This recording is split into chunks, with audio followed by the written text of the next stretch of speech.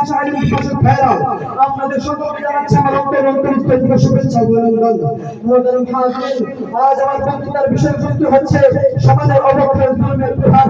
এই সম্পর্কে আমি আপনাদের সাথে কিঞ্চিত পরিমাণে আলোকপাত করার চেষ্টা করব ইনশাআল্লাহ।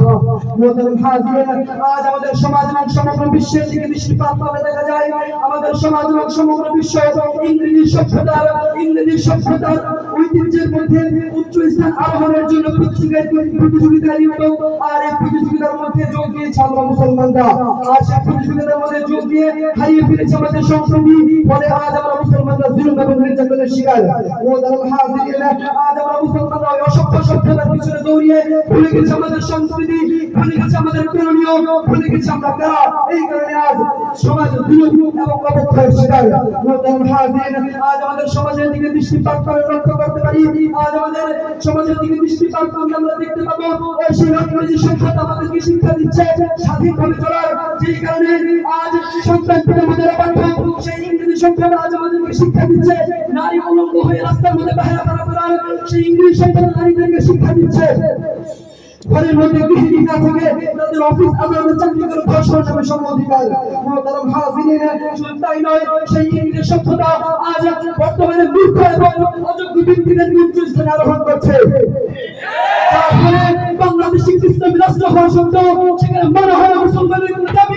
বাংলাদেশ একটি ইসলামী ভূখণ্ড হওয়া সত্ত্বেও সেখানে ঘোষিত হয় না কাদিয়ানীরা কাফির বলে, সেখানে প্রতিষ্ঠিত হয় না মুসলমানদের কোনো আইন কানুন, বরং সেখানে সমকামিতার আইন প্রতিষ্ঠিত হয়। সমাজের মধ্যে বসবাস করছি যেখানে শিক্ষা এবং যুক্তিতন্ত্র মূল্য নেই, মূল্য আছে শুধু বৈষ্ণবের হাতিয়ার। আর এই ব্যাপারে প্রতিবাদ করলে হাজার হাজার ছাত্রের জীবন দিত চোখা করে, লাখো মায়ের বুক খালি চোখা করে। শুধু তাই নয়, আমি আরো বলতে চাই যে তোমরা আজ আমাদের উপর জুলুম করেছ, আজ আমাদের উপর নির্যাতন করছ।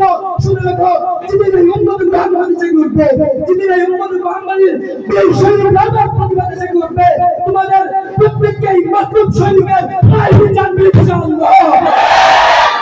পরিশেষে আমি কাজী নজরুল ইসলামের সেই বিখ্যাত কবিতা বলে শেষ করবো। কাজী সুলতান বাদে আমরা সেই মুসলিম মুসলমান দেওয়া বিশেষ নয় জানার রহমতুল্লাহ ইনশাআল্লাহ। ওয়া তাআলা আলহামদুলিল্লাহি রাব্বিল আলামিন। আসসালামু আলাইকুম ওয়া রাহমাতুল্লাহ।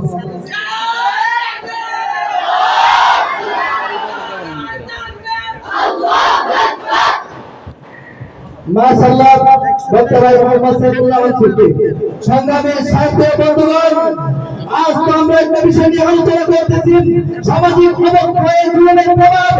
আর এই অধিকারকে